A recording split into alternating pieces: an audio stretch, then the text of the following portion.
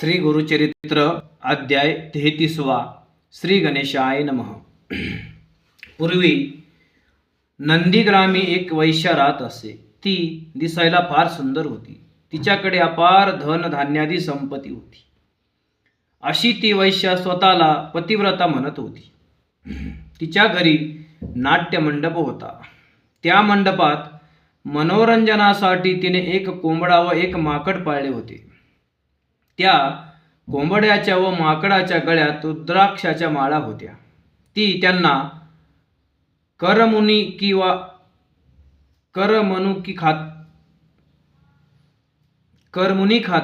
करमणुकीसाठी नृत्य शिकवी.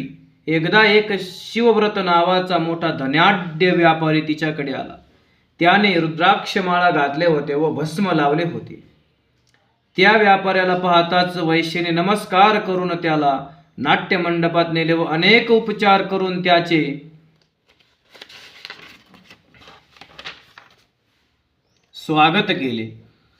तिने व्यापाऱ्याला विचारले, आपण जर आपल्या जवळीत हे रत्नजडित लिंग मला दिले तर मी 3 रात्र आपल्याला रतिसुख देईन. आपण जर विकत देणार असाल तर लक्षाच्या संख्येत त्याचे मी आपणास मोल देईल. तेव्हा हे शिवव्रत आपल्या मनात असेल ते सांगावे. तो व्यापारी हसून म्हणाला, मी हे शिवलिंग रतिसुखाच्या बदल्यात देईन.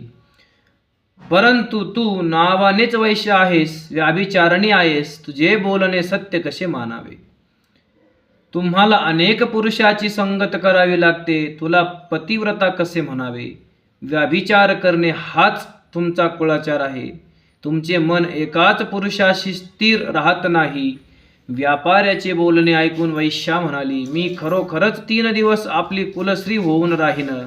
मला आपण ते श्रेष्ठ लिंग द्यावे. मी आपले मन धनाने रिजवीन. व्यापारी तिला म्हणाला, तू म्हणतेस त्याला प्रमाण काय? 3 दिवस व 3 रात्र सर्व धर्म कर्मात माझी तू धर्मपत्नी व्हायला पाहिजेस. तेव्हा त्या वैश्येने त्या शिवलिंगावर हात ठेवून चंद्र व सूर्य यांना साक्षी मानून वचन दिले आणि ती त्याची पत्नी झाली. तेव्हा त्या व्यापाऱ्याने ते लिंग तिच्या हाती दिले आणि म्हणाला, हे शिवलिंग म्हणजे माझा प्राण आहे.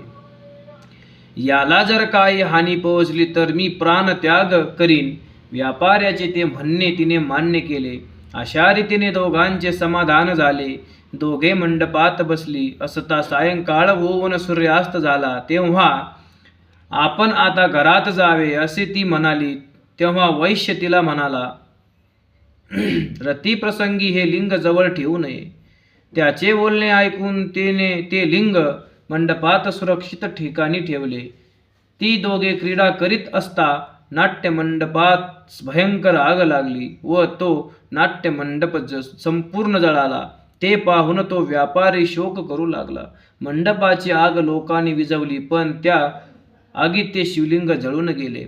माकड व कोंबड्याचे जळून भस्म झाले. तो व्यापारी शोकाकुल होऊन म्हणाला, माझे प्राणलिंग जळाले, आता मी प्राणत्याग करतो. असे म्हणून तो बाहेर आला. त्याने खूप लाकडे जमवून चिता रचली आणि अग्नी प्रदीप्त केला. माझे लिंग जळाले असे म्हणत त्याने पटकन त्या धगधगत्या अग्नीत उडी मारली. वैश्या दुःख करू लागली, माझ्या हातून पुरुषाची हत्या झाली. हा व्यापारी माझा प्राणेश्वर होता, त्याचा नाश झाला. मी प्रतिवतेचा धर्म आचरण करून प्राणत्याग करते. असे म्हणून तिने ब्राह्मणांना वस्त्रे व भूषणे दान दिली. चंदनाच्या लाकडाचा अग्नी प्रदीप्त केला. आपल्या बंधुवर्गाला नमस्कार करून म्हणाली, मी पतीबरोबर सहगमन करीत आहे. तिचे नातेवाईक तिला आपल्या आयुष्यात येणाऱ्या पुरुषाची त्यांनी मौजदाद नसते. मग हा तुझा पती असे कसे म्हणतेस? असे म्हणताच मग तिने घडलेला सर्व वृत्तांत सांगितला. सर्व ब्राह्मणांना नमस्कार करून तिने अग्नीजवळ उभे राहून एकदम त्यात उडी टाकली. त्यावेळी आश्चर्य घडले. पंचमुख सदाशिव 10 भुजांचा नागाचे यज्ञ पवित्र धारण करणारा पानपात्र त्रिशूळ डमरू हाती घेतलेला भस्माचा लेप असणारा जटाधारी नंदीवर बसलेला असा तेथे अग्नीतून प्रगट झाला व त्याने वैश्येला वरचे वर धरले. त्या अग्निकुंडातील अग्नी शांत झाला. भक्त वत्सल विश्वर तेथे प्रगट झाला व प्रसन्न वदनाने तिला म्हणाला, मी तुझी परीक्षा पाहावयास आलो होतो. तुझी धर्मावरील दृढनिष्ठा व धैर्य पाहण्यासाठी आलो होतो. सर्व काही मी मायेने निर्माण केले होते. तुझ्या भक्तीने मी प्रसन्न झालो आहे.